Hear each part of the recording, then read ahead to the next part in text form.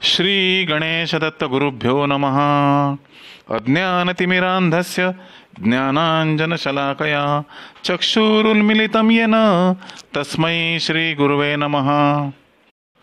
परमपूज्य सद्गुरू श्री रामकृष्ण क्षीरसागर स्वामींना वंदन करून संघटित सत्संग मंडळांच्या या गुरुकार्यातील मोहिमेमधल्या 1649व्या भागाचं मी पठण करीत आहे। आज अश्विन कृष्ण त्रयोदशी, बुधवार दिनांक 30 ऑक्टोबर 2024, उपदेशामृत संग्रह भाग 7 या ग्रंथातील भगवान श्री दत्तात्रय सत्संग मंडळ मुंबई दिनांक 17/3/1993, बैठक क्रमांक 158, परमपूज्य सद्गुरू श्री रामकृष्ण क्षीरसागर स्वामी श्री क्षेत्र गाणगापूर आनंद यात्रा 1992 यावेळी भक्तांशी केलेले हितगुज भाग 13। आपल्या प्रासादिक वाणीतून परमपूज्य सद्गुरू श्री रामकृष्ण क्षीरसागर स्वामी भक्तांशी हितगुज करताना पुढे म्हणतात, हे असे नेहमीच घडत असते। द्वारकाही तशीच पाण्यात गेलेली आहे। हे सर्व तोच घडवीत असतो।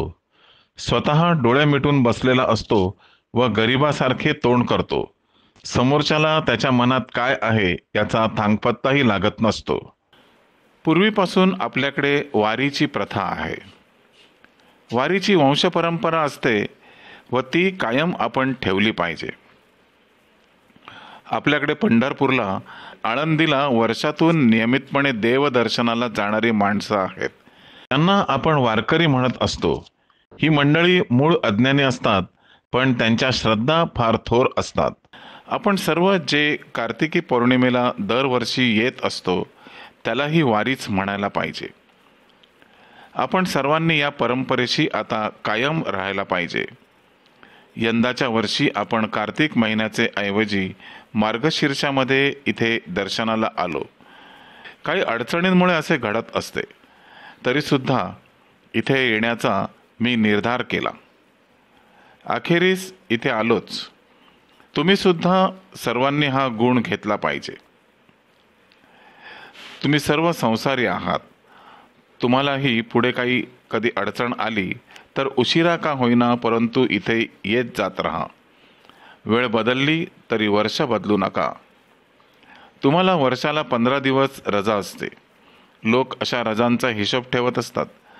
आपल्या जीवनात श्रद्धा व श्रद्धास्थान हे असलेच पाहिजे।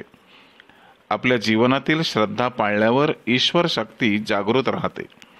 उपास तपास हेही श्रद्धा असल्यानेच आपण करीत असतो। तुमच्या उपवास करण्याने जगावर येणारे संकट काही कमी होणार नाही, पण ईश्वर मात्र जागृत राहण्यास मदत होत असते। सूर्य उगवताना व मावळताना त्याचे ऊन मंद पडत असते, परंतु मध्यान्हेच्या उन्हामध्ये तळपतेपणा असतो। कुठेही फाजील श्रद्धा ठेवू नका। नित्य नेमाने एके ठिकाणी जाऊन दर्शन घेतले तरी चालते। दिवस दिवस अनेक मंदिरातून फिरून अनेक देवांची दर्शने घेत फिरण्याची तुम्हाला गरज नाही। मन अंतर्मुख झाल्यावर चांगल्या पदाला पोहोचते। अंधश्रद्धा तुम्ही भगवंतावर ठेवाच। इतर जनांसारखे हे सिद्ध झालेले नाही, हे अवैज्ञानिक आहे असे काहीही बोलू नका। आपले आईवडील कोणते आहेत हे कधीही सिद्ध करता येत नाही। ईश्वर हा प्रत्येकाच्या आयुष्यातला खाजगी प्रश्न आहे। अंधश्रद्धा ठेवल्यावर अपेक्षेपेक्षा अधिकच तुमची प्रगती होईल। तुम्हाला दिवाळीतील साधे पदार्थ 4 दिवस रोज खायला सांगितले तर कंटाळा येतो, तर तेच 8 दिवस खायला सांगितले तर किती पंचायत होईल। कोणतेही कृत्य केले की ते ईश्वर अर्पण करावे, त्याचा दोष कुठेही लागत नाही। पूर्वीची पिढी, आजची पिढी व उद्याचीही पिढी तेच करत राहणार आहे। तुम्ही सर्व भक्तच राहा, विभक्त कोणीही होऊ नका। मनुष्याला परमेश्वरांनी बुद्धी व वाणी दिली आहे, ती त्याची सेवा करण्यासाठी। तेव्हा त्याची सेवा करण्यासाठी मनुष्याला मनाला ओढ लागायला पाहिजे। तुम्हाला दुसरा कसलाही डामडौल करण्याची गरज नाही। भक्ती हेच तुमचं जीवन असायला पाहिजे। ती शक्ती तुम्हाला सर्व काही देण्यास तयार असते। पण त्याचा स्वीकार करण्याची तुमची पात्रता नसते. तुम्हाला जेवढे ग्रहण करता येईल तेवढे ग्रहण करा. इच्छा नसली तरी तो तुम्हाला देत राहणारच. इथे सुद्धा त्यानेच त्याच्या इच्छेने आणून सोडले आहे. हे सर्व मनुष्याच्या बुद्धीतून प्रकट होत असते. म्हणून मनुष्यालाच फक्त श्रेष्ठ मानलेले आहे. मनुष्याच्या शरीरात षड्रिपू असतात. ते एका बाजूला व तुम्ही दुसऱ्या बाजूला अशी परिस्थिती असते. तुम्ही चांगलेच विचार मनात आणीत जा. तुम्हाला तुमच्या सुदैवाने इथे आश्रय मिळाला आहे. तुमचे मन पवित्र, स्थिर विचार, चांगले विचार, बुद्धी हे तुम्हाला प्राप्त झाले तरच या संगतीचा फायदा तुम्हाला झाला आहे असं समजा. त्या शक्तीने तुम्हाला एकदा गुरूंशी गाठ घालून दिली की त्या शक्तीची जबाबदारी संपते. तुम्ही आता या चरणांशी स्थिर राहून स्वतःची प्रगती करून घेतली पाहिजे. तुमच्या मनाला चिंतनाची सवय लागणं आवश्यकच आहे. एकदा मनाला चिंतनाची सवय लागली की हळूहळू इंद्रियेही ते स्वीकारू लागतात आणि जेव्हा इंद्रिये नामस्मरण स्वीकारतात तेव्हा मनुष्याची कर्मे सुटू लागतात व मनुष्य जीवनमुक्त होतो.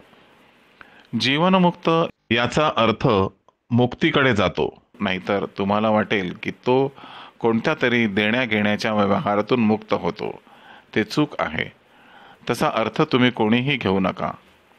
तुम्ही सर्वांनी नित्य दर्शनाला येत जा. या सानिध्यात राहा. जे इथे सहवासात आले आहेत व ज्यांनी नित्यदर्शन घेतले आहे त्या सर्व भक्तांच्या सभोवती आपोआपच एक बांध तयार झाला आहे. या अदृश्य बांधामुळे येथील कोणताही भक्त बाहेर जाऊन समाजात गैर वागू शकणार नाही. कोणीही भक्ताने कोणत्याही गावी परगावी गैरकृत्य नंगानाच करण्याचे ठरवले तरी तो तसे मनातही आणू शकणार नाही व तसे तो बेताल वागूही शकणार नाही. हे सर्व या शक्तीमुळेच घडत असते. हा सर्व त्या दर्शनाचा परिणाम आहे. हेच या शक्तीचे वैशिष्ट्य आहे. ही शक्ती परमेश्वरी शक्ती आहे. इथे स्थिर व्हा. आपोआपच ज्ञानाची वृद्धी होत असते. हे त्यानेच वाढवलेले जाळे आहे. कोळ्याप्रमाणे हाच तो जाळे विणतो व हाच तो गिळतो. दुसरा कोणीही त्याला हात लावू शकत नाही. सुखदुःख या शक्तीमुळेच घडते. सूर्याचे किरण अधिक प्रखर पाहिजे असतील तर काचेचे भिंग मध्ये धरतात. नाहीतर त्या काचेच्या भिंगाचा काय उपयोग. तसेच गुरुजीवनाची साथ घेतली की आपोआपच भक्ताची प्रगती होत जाते. तसे जर तुम्ही करून घेतले तरच या गुरु सहवासाचा लाभ तुम्हाला मिळेल. मनुष्याचे शरीर जसे दिसते तसे नसते. तुम्ही काहीही जरी खाल्ले नाही तरी तुमचे शरीर सतेज दिसते. मनुष्याने काही जरी खाल्ले नाही तरी त्याला प्रातर्विधीला जावे लागते. तुम्ही जर 7-8 दिवस काही खाल्ले नाही तर शरीराचे मनाचे विकार जाऊ शकतात. शरीराला पूर्ण शुद्धी आल्याशिवाय मुक्ती मिळत नाही. अज्ञानी माणसे सकाळी एकदा प्रातर्विधीला गेले की शरीरशुद्धी झाली असे समजतात. हे योग्य नाही. त्याचप्रमाणे शरीरशुद्धी हमाम अथवा कोणत्याही सुवासिक साबणाने होत नाही. शरीराची बाहेरची शुद्धी स्वच्छतेपुरतीच असते. शरीर एकदा अंतर्यामी शुद्ध झाले की पुन्हा ते कधी अपवित्र होत नाही. शरीरशुद्धी ही केवळ गुरुसहवासाने व ईश्वर कृपेनेच घडते. श्री गुरुदेव दत्त.